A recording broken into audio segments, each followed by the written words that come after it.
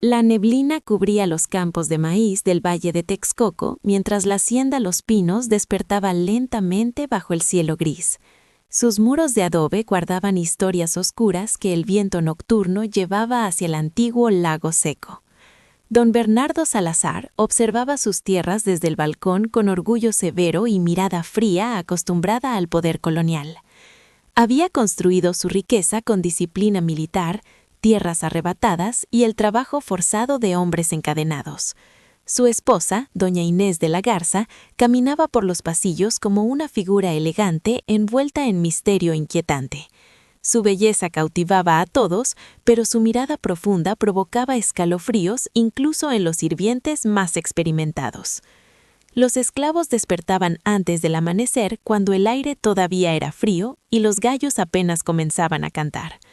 En silencio tomaban herramientas gastadas y marchaban hacia los campos bajo la vigilancia constante del capataz. Antonio guiaba los caballos con habilidad heredada de su padre, recordando vagamente historias de libertad contadas en su infancia. Su fuerza impresionaba a todos, pero sus ojos mostraban un cansancio que ninguna noche lograba borrar. Rafael trabajaba la madera con manos precisas que transformaban tablones ásperos en muebles elegantes para la casa principal. Había sido arrancado de su familia siendo niño y nunca dejó de recordar el sonido del mar en Veracruz. Juan Carlos cuidaba los jardines silenciosamente mientras las flores crecían alrededor de la casa grande como símbolos del lujo colonial. Su lengua materna era el náhuatl, aunque ahora hablaba español aprendido entre castigos y órdenes humillantes. Los tres hombres dormían juntos en un cobertizo pequeño detrás de las caballerizas, donde el olor a tierra húmeda llenaba el aire. Sus sueños siempre eran los mismos: caminos abiertos, cielos amplios y una libertad que parecía imposible. El viejo jardinero indígena, llamado Xochitl, observaba todo desde los rosales con paciencia de alguien que ha vivido demasiado. Sus ojos cansados reconocían señales de peligro que los demás ignoraban por miedo o resignación. Había sobrevivido epidemias, guerras y pérdidas familiares que habrían destruido a cualquiera menos obstinado que ella. Por eso sabía distinguir entre la crueldad ordinaria y la maldad que nace del corazón humano. Una noche de julio, el calor sofocante cubría la hacienda como un manto pesado que impedía dormir. Los grillos cantaban entre los mezquites mientras las luces se apagaban lentamente en los dormitorios de los sirvientes. Don Bernardo estaba lejos negociando tierras en Guadalajara y la casa grande parecía extrañamente silenciosa esa noche. Doña Inés observaba desde su ventana cómo la oscuridad se apoderaba lentamente de cada rincón del patio. Esperó hasta que el último candil se extinguiera antes de cubrirse con una capa oscura sobre su camisón de seda. Bajó por las escaleras traseras usadas por los esclavos, caminando sin hacer ruido por el corredor vacío. El cobertizo de los tres hombres estaba oscuro salvo por una débil lámpara que apenas iluminaba las paredes de madera. Ellos dormían profundamente, agotados por el trabajo interminable bajo el sol del verano. La puerta crujió lentamente cuando ella la abrió y su silueta apareció contra la luz del candil. Los tres hombres despertaron sobresaltados, sintiendo el miedo recorrer sus cuerpos antes de comprender qué ocurría. Antonio se sentó bruscamente, su corazón golpeando contra su pecho mientras trataba de entender aquella visita nocturna inesperada. Rafael apretó los puños recordando los castigos pasados que siempre comenzaban con visitas inesperadas. Juan Carlos murmuraba oraciones antiguas en náhuatl mientras cerraba los ojos esperando que aquello fuera solo un sueño. Pero el silencio del cobertizo confirmaba que la presencia frente a ellos era demasiado real. «Silencio», susurró doña Inés con una voz suave que parecía esconder una amenaza peligrosa. Les advirtió que cualquier ruido terminaría con ellos colgados del gran mezquite al amanecer. Los tres sabían que la amenaza no era exageración ni simple advertencia para asustarlos. Habían visto antes cómo se castigaba a quienes desobedecían en aquella hacienda. 2 años atrás, un esclavo había intentado escapar corriendo hacia las colinas lejanas al amanecer. Lo encontraron días después y su cuerpo colgó del mezquite como advertencia silenciosa. Doña Inés avanzó lentamente hacia Antonio mientras la luz del candil proyectaba sombras inquietantes sobre las paredes. El miedo en el cobertizo era tan denso que parecía ocupar cada rincón del pequeño espacio. Aquella noche algo se rompió en el espíritu de los tres hombres de una manera imposible de describir. Cuando finalmente ella se marchó antes del amanecer, el silencio volvió más pesado que nunca. Antonio permanecía inmóvil mirando el techo, intentando comprender la humillación que acababa de sufrir. Su estómago se revolvía con náuseas mientras el recuerdo seguía ardiendo en su mente. Rafael lloraba en silencio sobre su petate, escondiendo el rostro para que nadie lo escuchara. Las lágrimas caían lentamente mientras la vergüenza lo consumía por dentro. Juan Carlos no se movía en absoluto, con los ojos abiertos fijos en la oscuridad del techo. Parecía una estatua vacía, como si su espíritu hubiera abandonado su cuerpo. Las visitas nocturnas comenzaron a repetirse cada vez que el coronel salía de viaje. Los hombres aprendieron a reconocer las señales que anunciaban la llegada de otra terrible noche. Cuando el servicio era despedido temprano y las luces se apagaban demasiado pronto, el miedo aparecía inmediatamente. Sus cuerpos temblaban antes incluso de que escucharan los pasos acercándose al cobertizo. Antonio empezó a beber pulque a escondidas, tratando de olvidar lo que ocurría durante aquellas noches. Su pulso tembloroso comenzó a afectar el control de los caballos del coronel. Rafael perdió precisión con las herramientas y arruinó varios trabajos importantes en el taller.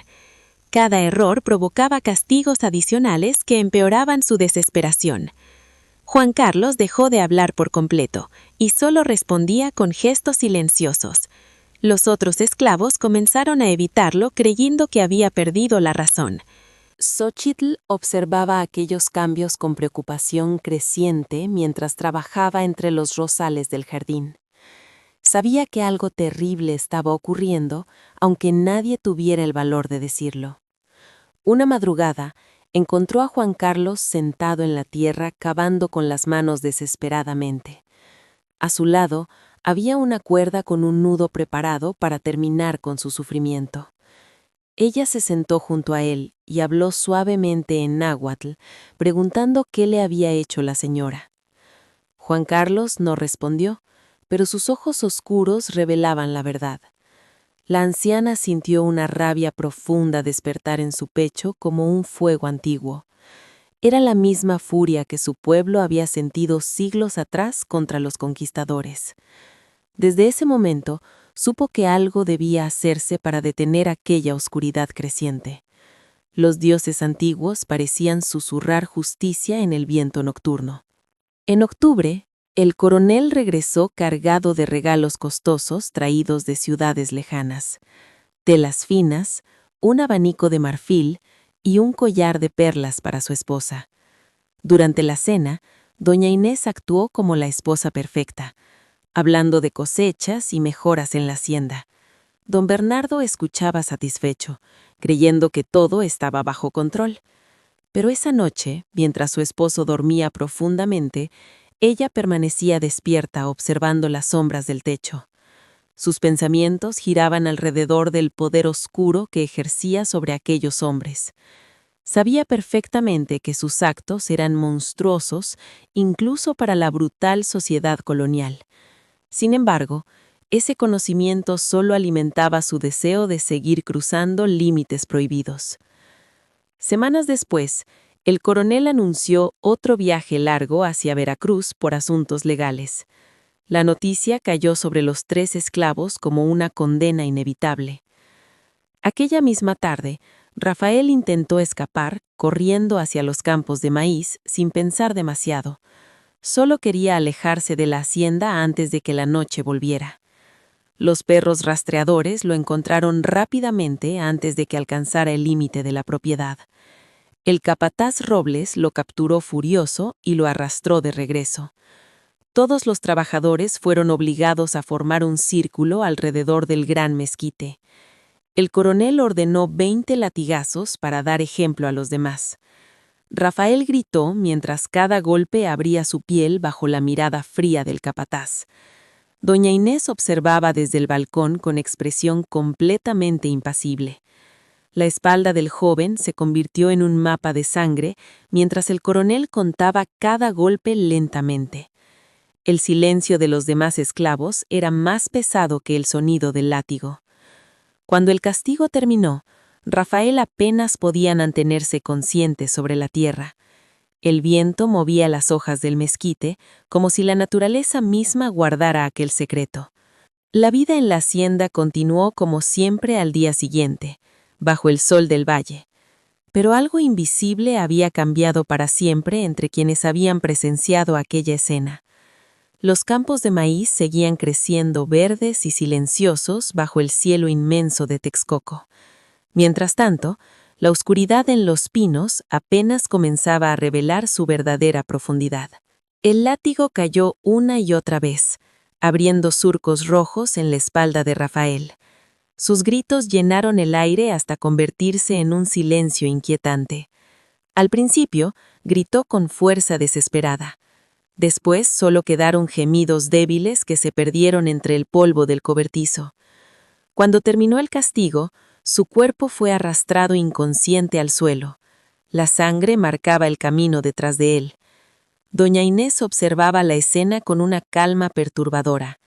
En su interior, algo oscuro parecía despertarse.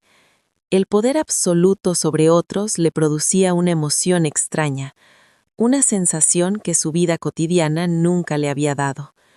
Esa noche, volvió al cobertizo como siempre. Los 3 hombres la esperaban con el miedo clavado en el pecho. Antonio y Juan Carlos fueron obligados a mirar el sufrimiento de Rafael. Nadie se atrevía a protestar. Ella habló con voz fría sobre obediencia.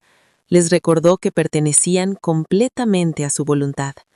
Las amenazas llenaron la habitación oscura. Cualquier intento de escapar significaría un castigo peor. Cuando finalmente se marchó, la noche estaba cerca del amanecer. Los 3 hombres quedaron rotos en el suelo. Rafael respiraba con dificultad, inconsciente otra vez. Antonio temblaba en silencio acurrucado contra la pared. Juan Carlos golpeaba su cabeza contra el adobe. Buscaba ahogar el dolor mental con otro dolor. Al amanecer, llegó Xóchitl con un balde de agua. Su rostro arrugado mostraba una calma profunda. Entró sin hacer ruido. Traía trapos limpios y hierbas medicinales. Lavó las heridas de Rafael con cuidado. Sus manos trabajaban con paciencia antigua. Aplicó una pasta de sábila y árnica sobre los golpes de Antonio. Cada movimiento era suave pero firme. Sostuvo la cabeza de Juan Carlos mientras vomitaba. No pronunció ninguna palabra.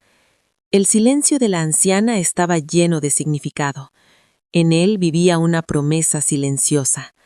Sus ancestros habían sido guardianes de saberes antiguos, conocimientos que habían sobrevivido a conquistas y destrucciones. Las historias familiares hablaban de templos y sacerdotes, de dioses antiguos olvidados por muchos.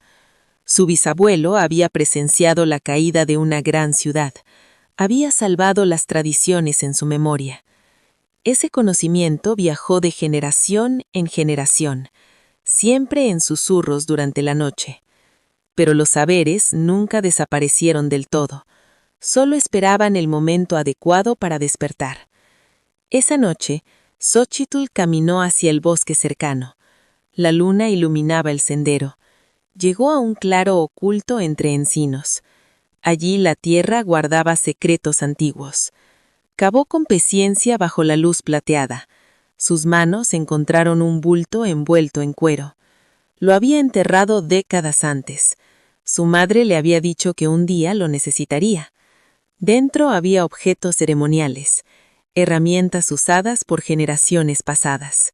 Había hierbas secas conservadas con cuidado, también piedras talladas con símbolos antiguos.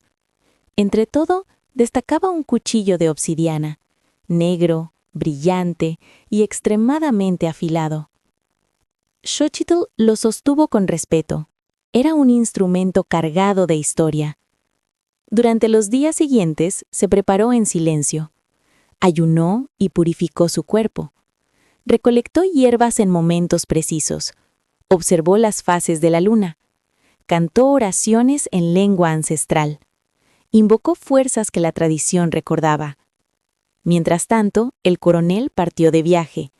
Se dirigía a Veracruz escoltado por hombres armados. Doña Inés lo despidió con gestos afectuosos. Sus lágrimas parecían sinceras. Le prometió rezar por su regreso. Él partió satisfecho con su despedida.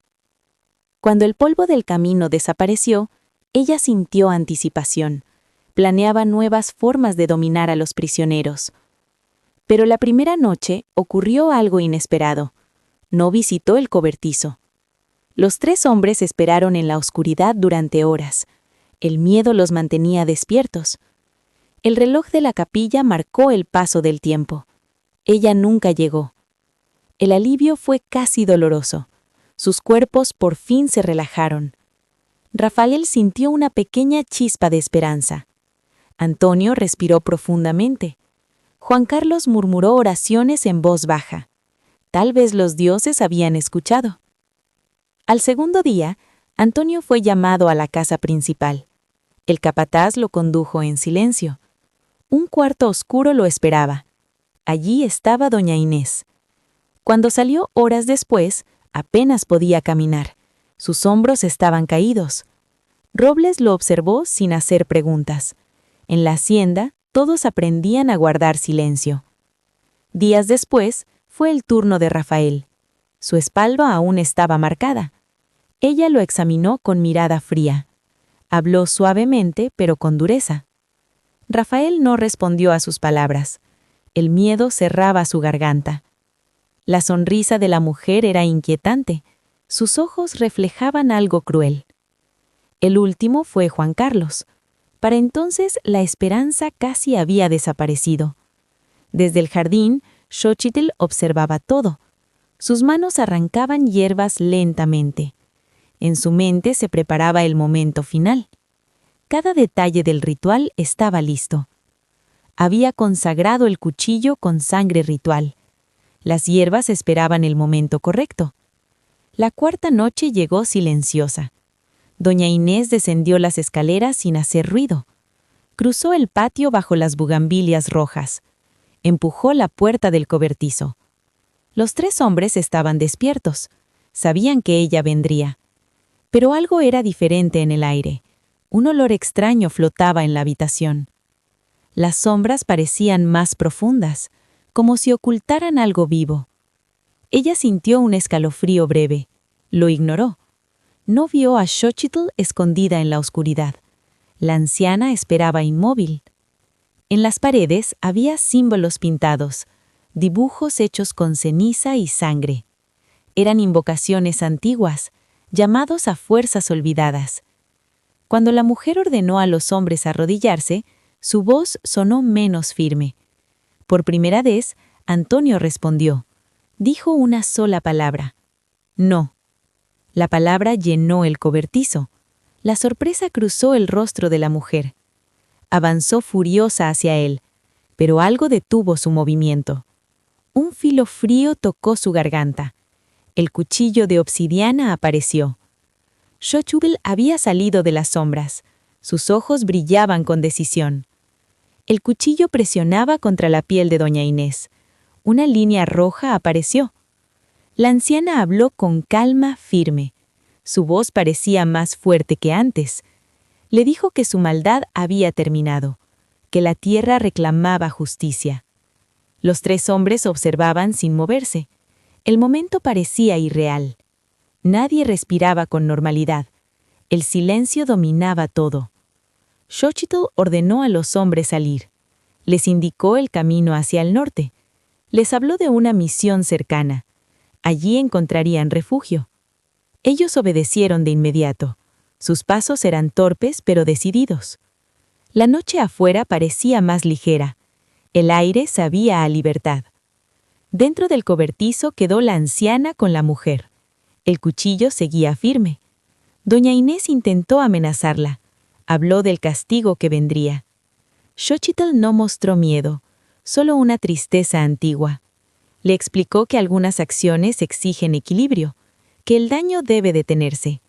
Luego el ritual comenzó, movimientos aprendidos durante toda una vida. La justicia antigua se cumplió en silencio. La noche lo absorbió todo. Horas después, la anciana trabajó sola. Limpió cada rastro. La tierra del jardín recibió el cuerpo, bajo rosales que pronto crecerían más fuertes. Quemó la ropa manchada en un fuego ritual. Las cenizas fueron llevadas por el viento. Cuando amaneció, la hacienda parecía normal. El cobertizo estaba limpio. Solo faltaban 4 personas, 3 hombres y una señora. El capataz descubrió la ausencia más tarde. Comenzó una búsqueda inmediata. Pero la noche había guardado sus secretos, y el viento ya se los había llevado. La muerte de la señora parecía el resultado lógico de una tragedia común en las haciendas violentas de la región. Muchos asumieron que 3 esclavos desesperados habían asesinado a la señora y luego habían huido hacia la oscuridad. Los perros rastreadores siguieron el rastro de Antonio, Rafael y Juan Carlos con precisión al principio, pero el olor desapareció misteriosamente en el cauce seco de un río, como si la tierra se los hubiera tragado. Los perros giraban en círculos confundidos, olfateando el aire sin entender lo que ocurría. Sus dueños observaban con frustración mientras los animales no encontraban ninguna dirección clara. Jinetes armados fueron enviados en todas direcciones desde la hacienda. Cabalgaban hacia el norte, sur, este y oeste, buscando cualquier señal de los fugitivos. Ninguno regresó con noticias útiles o pistas reales. Era como si los 3 hombres hubieran desaparecido completamente del mundo. La habitación de doña Inés permanecía intacta como si nada hubiese ocurrido allí. Su cama estaba desordenada como si hubiera despertado tranquilamente esa mañana. Las joyas permanecían guardadas en el joyero de caoba sin que faltara una sola pieza. Aretes de oro, broches de plata y el collar de perlas seguían brillando en silencio. Sus vestidos colgaban ordenados dentro del armario, perfectamente alineados por color. Parecía el cuarto de alguien que había salido por un momento y pronto volvería. No había señales de lucha, ni muebles rotos, ni sangre en el suelo. La desaparición de la mujer parecía imposible de explicar. Robles, temiendo la furia del coronel, envió mensajeros urgentes hacia Veracruz. Los hombres cabalgaron día y noche para entregar la terrible noticia. 2 semanas pasaron antes de que el coronel pudiera regresar a la hacienda. La lluvia ya había borrado cualquier rastro que hubiera existido. Los animales habían dispersado huellas y restos en los campos cercanos. Cualquier evidencia útil había desaparecido para siempre. Cuando el coronel llegó, estaba consumido por una furia devastadora. Exigía respuestas que nadie en la hacienda podía ofrecer. Interrogó personalmente a cada trabajador durante largas horas. Amenazaba con castigos brutales si alguien ocultaba información. Ofreció recompensas enormes por cualquier pista sobre su esposa. Las sumas prometidas podían hacer rico a un simple peón. Contrató rastreadores expertos de pueblos indígenas cercanos. Decían poder seguir el rastro de una hormiga a través del desierto. Incluso esos hombres con habilidades legendarias fracasaron. No encontraron nada que revelara el destino de los desaparecidos. Mientras tanto, Xochitl continuaba trabajando tranquilamente en el jardín. Cuidaba flores y arrancaba hierbas como si nada hubiera ocurrido. Sus manos viejas acariciaban los pétalos con paciencia infinita. Parecía completamente ajena a la tragedia que dominaba la hacienda. Cuando el coronel la interrogó, ella encogió los hombros lentamente. Dijo que no había visto ni escuchado nada extraño esa noche. Sus ojos, nublados por cataratas, la hacían parecer inofensiva. una anciana frágil, incapaz de causar daño. Las semanas pasaron y el coronel permaneció en la hacienda obsesionado. Canceló negocios y abandonó sus otras propiedades. Su vida comenzó a girar alrededor del misterio. Cada día investigaba y cada noche revisaba testimonios. Dejó de comer los platillos elaborados que preparaban para él. El apetito desapareció junto con su tranquilidad. Dormía apenas 2 o 3 horas cada noche. Pasaba las madrugadas caminando por los pasillos vacíos. A veces escuchaba pasos suaves en el segundo piso, pasos que nadie más parecía notar. Otras noches oía susurros lejanos en los corredores oscuros, como si alguien caminara arrastrando ropa de seda. Intentó convencerse de que era solo la casa vieja, madera crujiente y viento entrando por rendijas, pero los sonidos eran demasiado claros para ser casualidad. Parecían deliberados, casi humanos. Los sirvientes comenzaron a murmurar historias de fantasmas. Decían haber visto una mujer vestida de blanco. La cocinera aseguró haberla visto entre los rosales del jardín. Su figura brillaba con una luz pálida bajo la luna. 2 mozos de cuadra renunciaron después de verla también. Ambos describieron exactamente la misma aparición. Una lavandera encontró manchas de sangre en las sábanas limpias, pero las manchas desaparecieron cuando intentó mostrarlas. Muchos trabajadores amenazaron con abandonar la hacienda. Decían que el lugar estaba maldito. El coronel se burlaba de esas historias supersticiosas. Era un hombre educado en la ciencia y la razón. Había visto guerra y muerte en los campos de batalla. Nunca había temido a fantasmas ni castigos divinos. Todo cambió una noche silenciosa después de medianoche. Estaba solo en su estudio bebiendo brandy. El reloj de péndulo marcaba el tiempo con su tic-tac constante. La casa estaba completamente silenciosa. De repente, sintió una presencia fría detrás de él. Un frío que no pertenecía al aire de la habitación. Levantó la vista lentamente hacia la ventana del jardín. Allí estaba una figura iluminada por la luna. Parecía su esposa vestida con su camisón de seda, pero su piel tenía la palidez de un cadáver. La tela estaba manchada de tierra y algo oscuro, algo que podía haber sido sangre seca.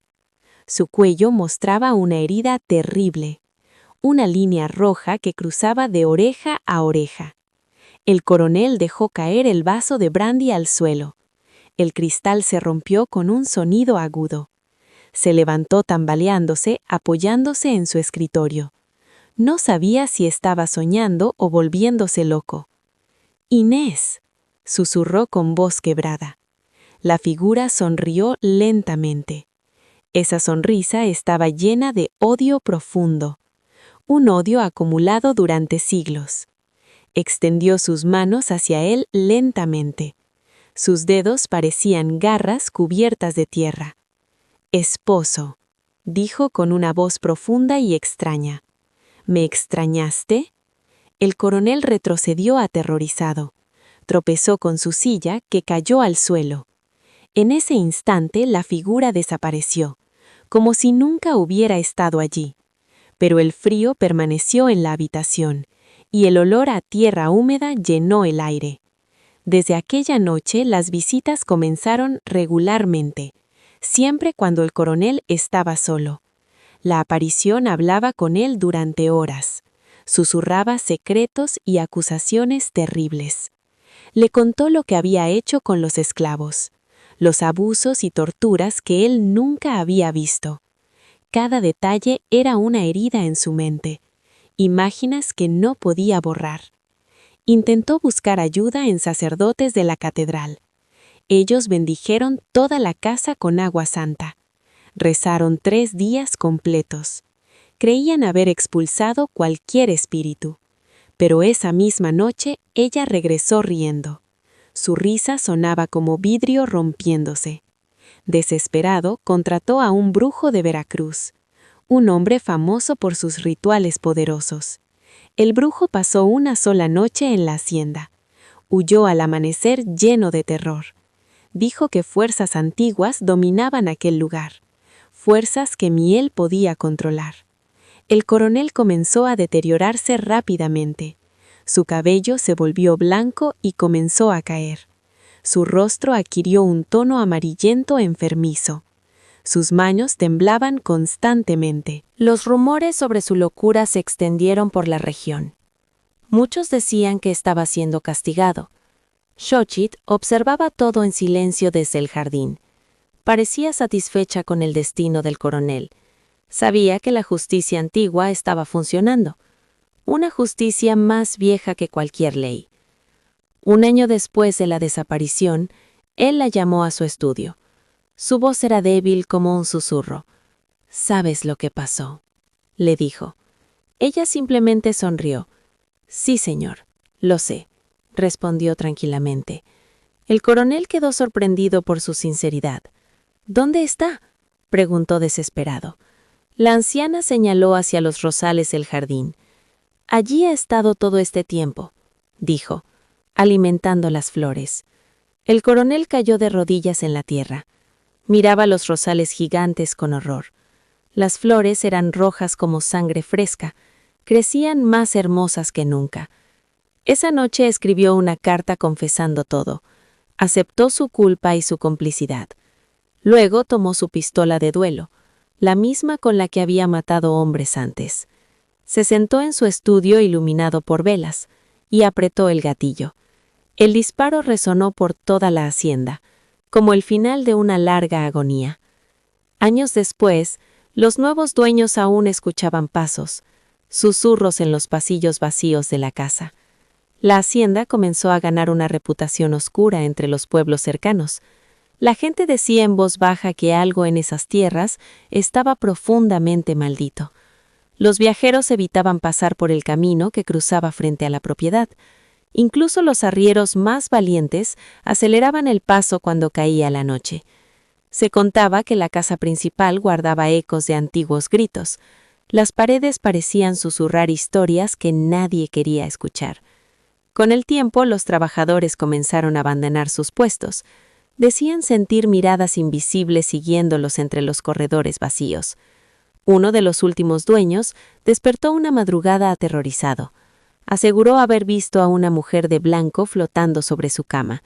Sus manos se extendían hacia él como garras espectrales. Su rostro era una mezcla de tristeza infinita y furia silenciosa. El hombre huyó de la hacienda esa misma noche. Nunca volvió a pisar aquellas tierras. Después de su partida, el lugar quedó abandonado lentamente. El silencio se instaló como un huésped permanente. El edificio principal empezó a deteriorarse con el paso de los años. Las lluvias, el viento y el descuido abrieron grietas en sus muros. Los techos colapsaron primero.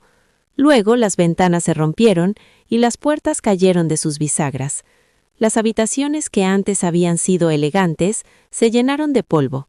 Las vigas se pudrieron mientras la naturaleza reclamaba el lugar. Pero en medio de la ruina, algo sobrevivió inexplicablemente. Los rosales del jardín siguieron creciendo con una fuerza extraña. Sus ramas se extendieron salvajes entre las piedras caídas. Sus raíces penetraron profundamente en la tierra oscura. Parecía que aquellas plantas se alimentaban de algo más que agua, como si la tierra misma les ofreciera secretos enterrados. Mientras tanto, los 3 esclavos que habían escapado corrían sin descanso. Antonio, Rafael y Juan Carlos siguieron el cauce seco del río durante la noche. Sus pies sangraban por las piedras del camino, pero el miedo era más fuerte que el dolor. El cielo comenzaba a aclararse cuando finalmente vieron la misión. Las paredes blancas de San Francisco brillaban bajo la primera luz. El padre Francisco los recibió con una mirada grave. Sabía que ayudarles significaba desafiar el orden de su tiempo. Aún así, decidió protegerlos. Su conciencia pesaba más que las leyes injustas. Les entregó documentos falsificados con sellos oficiales robados, papeles que los declaraban hombres libres. También les dio algunas monedas para el viaje, suficiente para comenzar una nueva vida lejos del peligro. Durante semanas, los tres permanecieron juntos. El trauma compartido los mantenía unidos como hermanos, pero con el paso del tiempo cada uno siguió su propio camino. La libertad también significa elegir la propia dirección. Antonio llegó finalmente a un pueblo minero de Zacatecas.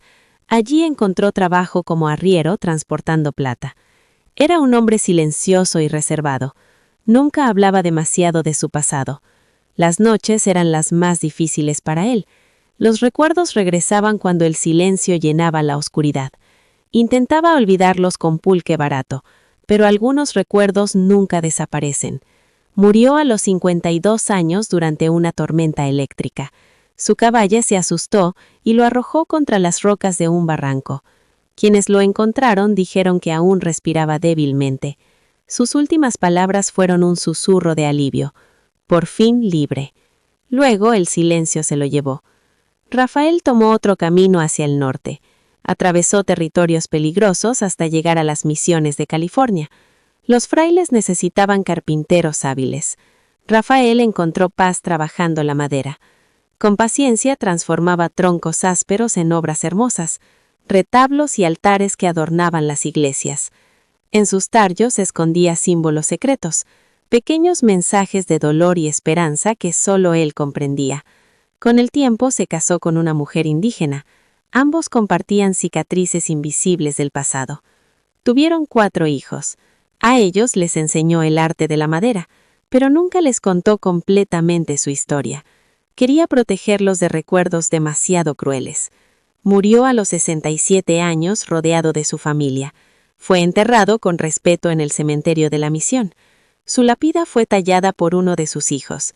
Las manos del padre habían enseñado bien. Juan Carlos nunca volvió a ser el mismo. El trauma le había robado casi completamente la voz. Caminó durante años como una sombra silenciosa. Trabajaba donde podía a cambio de comida. Finalmente se estableció cerca de Guadalajara. La gente lo conocía simplemente como el silencioso. Aunque hablaba poco, los niños lo querían. Tallaba juguetes de madera con infinita paciencia, pequeños pájaros que movían sus alas, carretas diminutas que rodaban sobre ruedas reales. Murió joven durante una epidemia de cólera. Fue enterrado en una tumba sin nombre. Solo una piedra sencilla marcaba el lugar, pero los niños del pueblo nunca lo olvidaron. Mientras tanto, Xochitl siguió viviendo en la hacienda. Los años pasaban como nubes sobre el campo. Continuó cuidando el jardín bajo cada nuevo dueño, especialmente los rosales que crecían sobre la tumba oculta. Nunca reveló el secreto de aquella noche. Guardó la verdad en silencio absoluto. A veces hablaba sola entre las plantas. Lo hacía en lengua náhuatl. Parecía conversar con espíritus invisibles, quizás con los antiguos guardianes de la tierra. Cuando sintió que su vida se acercaba al final, caminó lentamente hacia el claro del bosque, el mismo lugar donde había realizado el antiguo ritual. La tierra aún guardaba su memoria. Se acostó sobre el suelo cubierto de hojas. Miró el cielo donde las estrellas comenzaban a aparecer. Cerró los ojos con serenidad, como alguien que finalmente regresa a casa. 3 días después, un leñador encontró su cuerpo. Algo extraño llamó inmediatamente su atención. El cuerpo no mostraba señales de descomposición. Tampoco los animales lo habían tocado. Parecía protegido por una fuerza invisible, como si la tierra misma la respetara. La enterraron siguiendo los ritos católicos. Nadie conocía otras ceremonias. Pero por las noches algunos veían luces extrañas, pequeñas esferas brillando sobre su tumba. Los españoles las llamaban fuegos fatuos. Los pueblos indígenas sabían que eran algo más. Los años pasaron lentamente. Las décadas se convirtieron en siglos. La hacienda de los Pinos se volvió una leyenda. Luego, la leyenda se transformó en mito. Para el año 2026, casi nadie recordaba la verdad. Solo quedaban fragmentos de historias antiguas. El edificio principal ya no existía. Solo ruinas cubiertas por vegetación salvaje. Pero los rosales seguían creciendo, rojos, intensos y llenos de vida. Sus raíces seguían penetrando profundamente en la tierra, alimentándose de secretos que jamás fueron revelados. Porque la tierra puede guardar silencio durante siglos, pero nunca olvida lo que ocurrió sobre ella.